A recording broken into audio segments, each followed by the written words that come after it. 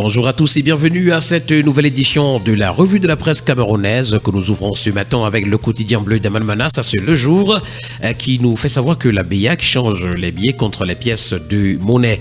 L'agence de la Banque des États de l'Afrique centrale à Douala lance une opération d'injection des pièces de monnaie dans le circuit électronique pour combattre la pénurie. Au Cameroun, les dossiers liés au financement du terrorisme ont augmenté de 38%, nous renseigne également le journal et puis récompense Ibolova, ville la plus propre du Cameroun. Nous continuons le périple de ce matin avec la nouvelle expression qui revient avec l'affaire Glencore en nous renseignant que l'audience reprend ce jour. Le principal enjeu du procès qui s'ouvre aujourd'hui à Londres est de révéler les noms des Camerounais de la Sonara et de la SNH qui seraient impliqués dans la corruption. C'est une information ce matin à retrouver en page 3. Dans la région de l'Ouest, les enseignants vident leurs sacs en page 5 du journal. Inondation à Fokwe, l'appel du gouverneur de l'Ouest est à retrouver. Et puis à Cameroun, comme un peuple tétanisé, c'est à retrouver en parcourant les colonnes du journal. Nous continuons ce matin avec le quotidien L'Info à chaud qui parle de l'ouvrage Fils de prélat de Armand-Claude Abanda. Après le Gabon, il est inscrit au programme scolaire au Congo. C'est la littérature camerounaise qui est honorée donc dans ce pays-là, nous renseigne en page 2 le journal. Pour le quotidien L'économie ce matin, on parle du budget de la CEMAC. La conjoncture internationale dégraisse le mammouth.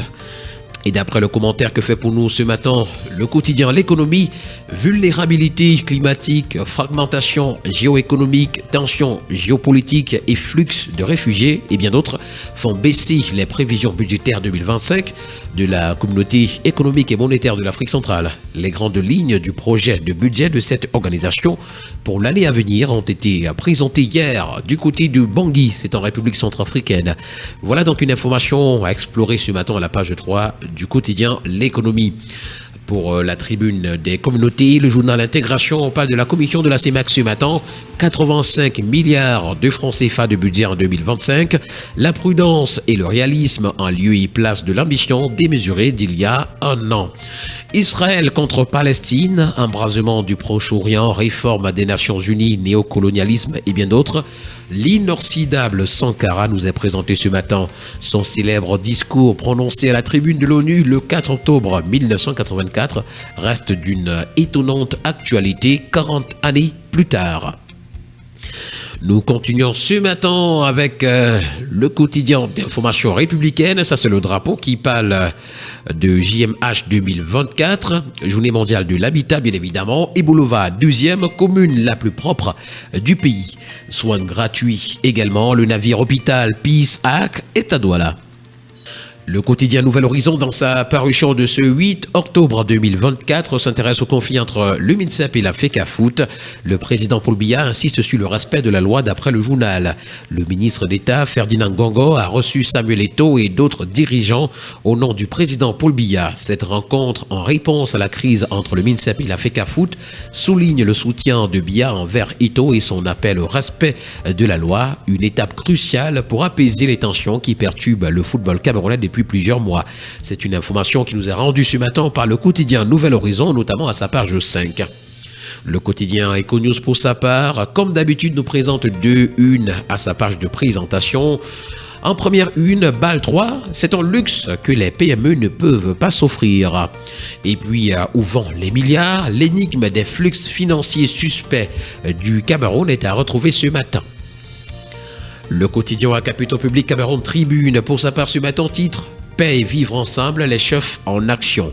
À travers de multiples campagnes de sensibilisation, les autorités traditionnelles s'impliquent dans la préservation et la cohésion sociale et la vie harmonieuse entre communautés. Leur contribution est notamment décisive dans les régions en crise. Le focus de Cameroun Tribune à ce sujet est à retrouver ce matin des pages 7 à 9. Pour le journal à caractère satirique Le Populi ce matin, on s'intéresse au bref long séjour du président de la République. SOS, la nation cherche son concombre. Et puis à Bafoussam, ces deux footballeurs reconvertis dans le crime. Le quotidien Info Matin, s'agissant de l'appel à manifestation d'intérêt Aux fins de briser le monopole du commerce du poisson, Barga Tangana dénonce l'arnaque véhiculée par de fausses correspondances en circulation. En mettant en garde ce 7 octobre dans un communiqué, les opérateurs économiques contre la mise en circulation d'un faux document qui serait signé par ses soins, le ministre du Commerce invite par ailleurs toute personne ayant reçu ce fake news à saisir immédiatement les services compétents de la gendarmerie ou de la police pour besoin d'enquête. Le journal Innovation pour sa part ce matin, s'agissant du barreau du Cameroun et puis de la convocation de l'Assemblée générale élective, nous fait savoir que le nouveau bâtonnier sera élu le 18 janvier 2025. Ce sera du côté de Yaoundé. Avec Afrique Environnement ce matin, on s'intéresse à la ville, la capitale du Cameroun, ça c'est Yaoundé, le calvaire des ordures, mais le gouverneur face à ses responsabilités, nous renseigne le journal. Pollution de l'air, le charbon, une ombre noire sur la région du Nord. Et puis Afrique du Sud face à un dilemme, protéger les lions ou soutenir les éleveurs. Le quotidien de la santé, Éco-Santé pour sa part ce matin revient sur cette mission humanitaire en nous présentant davantage le navire hôpital chinois Peace A qui jette l'ancre du côté de Douala. On parle également dans les colonnes du journal ce matin du mois d'octobre rose. C'est un combat quotidien, pas une simple campagne. Et puis lutte contre les maladies digestives, Reach Out Cameroun fait des dons au nord du Cameroun. Nous continuons avec le bi-hebdomadaire Le Point qui pour sa part ce matin titre à sa grande une « Affaire Glencore, suspect camerounais Simon Palais, proie facile ». L'actualité sur cette affaire vient de s'accélérer avec un premier nom sorti. On essaie de quel chapeau magique? Au moment où se tient l'audience ce 8 octobre devant la Southwark Crown Court à Londres, les autres incriminés sont vivement attendus pour établir la liste définitive des corrompus de la tristement célèbre affaire Glencore.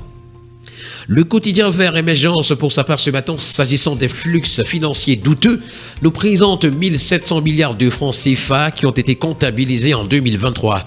À Nord également à retrouver quel profil pour les dirigeants garois, ce sont des malfrats qui ont été mis hors d'état de nuire, menaces de grève dans les hôpitaux, Manaouda, Malachi, Hausse-le-Temps et puis Université de Berthois. Nous sommes rendus à l'heure de la rentrée académique. Le quotidien Mutation nous amène dans la ville d'Ebolova et surtout sur la piste de l'éléphant. Un pachyderme a fait un passage éclair samedi dans un quartier de la capitale régionale du Sud, suscitant une avalanche d'analyses. L'enquête que nous propose le journal ce matin est à retrouver à la page 3. Et nous allons terminer ce matin avec le quotidien Le Messager qui nous plonge dans l'affaire Feka Volé. Les 7 péchés capitaux nous sont présentés. 7 comme 7 au volleyball.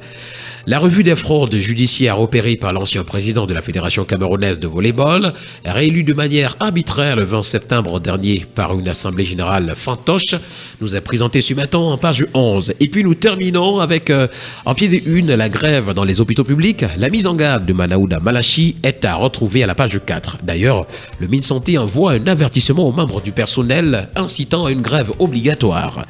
Voilà qui met en terme à cette sortie de la revue de la presse camerounaise. Merci à vous, chers auditeurs, d'avoir été là ce matin. Au plaisir de vous retrouver, pourquoi pas, demain pour une nouvelle sortie. Bonne journée à tous.